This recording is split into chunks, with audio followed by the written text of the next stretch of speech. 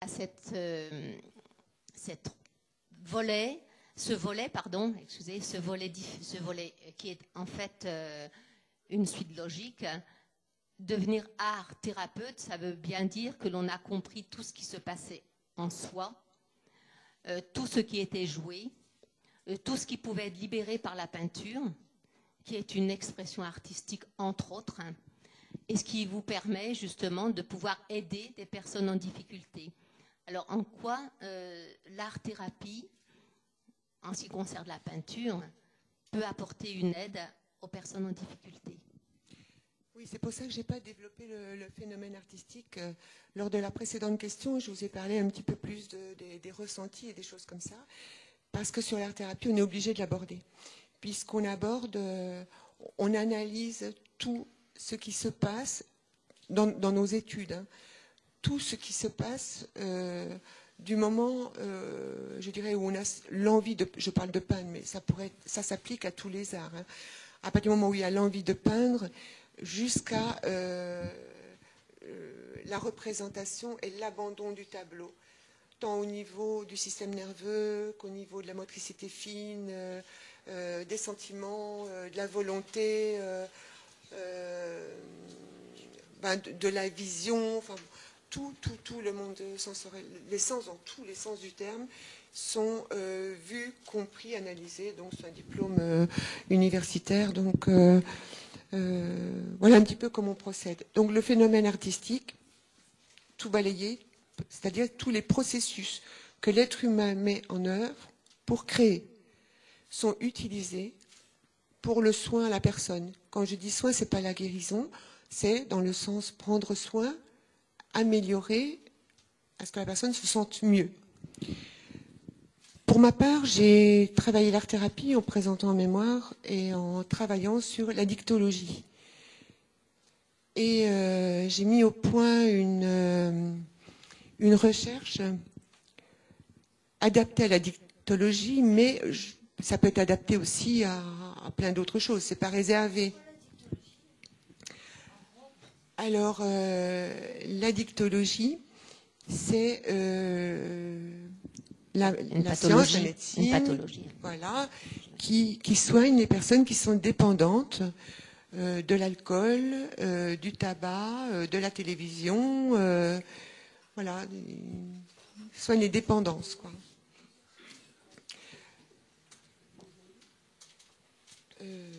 J'en étais où?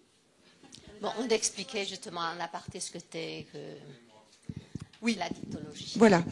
Donc, moi, j'ai émis l'hypothèse que la couleur et les sentiments avaient un lien.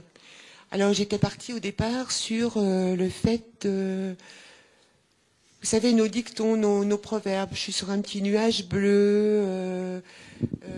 Il y avait l'histoire du nuage, donc la gaieté et le bleu, enfin, etc. Et j'ai basé toutes mes recherches là-dessus. Si bien que, si je vous donne la définition de l'art-thérapie telle qu'on nous l'apprend, je l'ai notée d'ailleurs, hein, parce que vous voyez, je la sais même pas, j'arrive même pas à me la remettre dans la tête. Puis après, je vais vous parler de ce que j'en fais, ça va être peut-être un peu plus simple.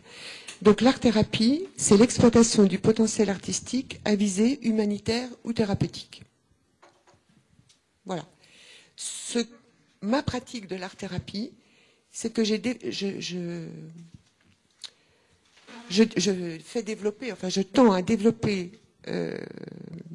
l'intelligence émotionnelle, qui est la connaissance et la maîtrise de soi, par l'apprentissage de la coloration émotionnelle de la personne. On a tous une coloration émotionnelle qui nous est propre. Pour certaines personnes, voire certains peuples, hein, on peut aller très loin avec ces colorations émotionnelles. Le noir, souvent associé au deuil. Mais pour certaines personnes, le noir, ça peut être très, très bien. Voilà, pour des peuples, ça peut être le blanc. Mais pour certaines personnes, le noir, ça peut être un très bon souvenir. Le souvenir du, je sais pas, du smoking ou de la couleur du costume de son mariage, et le blanc pour la robe de mariée, alors que c'est blanc deuil dans d'autres civilisations. Donc on a tous notre coloration émotionnelle. Alors je travaille avec les patients afin qu'ils se familiarisent, qu'ils se connaissent bien. Je ne vais pas vous expliquer toutes les techniques, c'est beaucoup trop long. Mais ça demande quand même quelques séances pour être sûr qu'on est bien fiable. C'est quand même scientifique. Hein. Je fais des graphiques, etc. C'est pas au feeling. C'est toujours basé sur l'auto-évaluation des patients. Donc moi, je n'interprète pas. Je n'interprète pas. Je ne vais pas dire ce tableau. Il a eu une enfance difficile. C'est pas ça du tout. C'est pas du tout mon but. Le seul but, c'est la personne elle-même qui va mieux se connaître et gérer, le but étant de gérer, pour l'alcool par exemple, la pulsion à reprendre un verre. Moi, je n'ai travaillé que sur cette seconde-là. La personne a bu un verre, la personne alcoolique, si elle boit un deuxième verre, c'est terminé pour la soirée. Donc, il faudrait déjà, premièrement, qu'elle essaie de ne pas prendre le premier verre. Mais même si elle prend le deuxième verre, il ne faut surtout pas qu'elle prenne le deuxième. Et c'est sur ce geste-là que j'ai travaillé. Quelle est l'émotion? Il faut qu'elle connaisse et qu'elle maîtrise l'émotion qui lui fait prendre un verre. Ça peut être aussi bien des émotions positives que négatives. Ah, ben je chic, on est avec les copains, hop, on reprend un verre. Ou allez, je bois pour oublier, c'est trop triste. On verra les soucis demain. Je caricature, mais c'est souvent comme ça. Et à partir du moment où on se connaît bien, on arrive à mieux maîtriser nos émotions et de ce fait, mieux maîtriser nos addictions. J'ai travaillé donc au centre, à Lorient, au centre d'addictologie de Lorient. On a eu des personnes qui venaient en cure avec des délais très très rapprochés.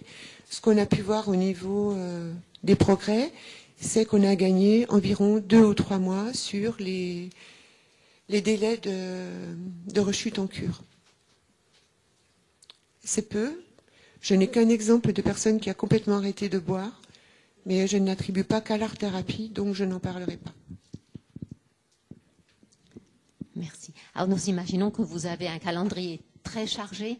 Quelques petites dates peut-être Oui. d'exposition prochaine?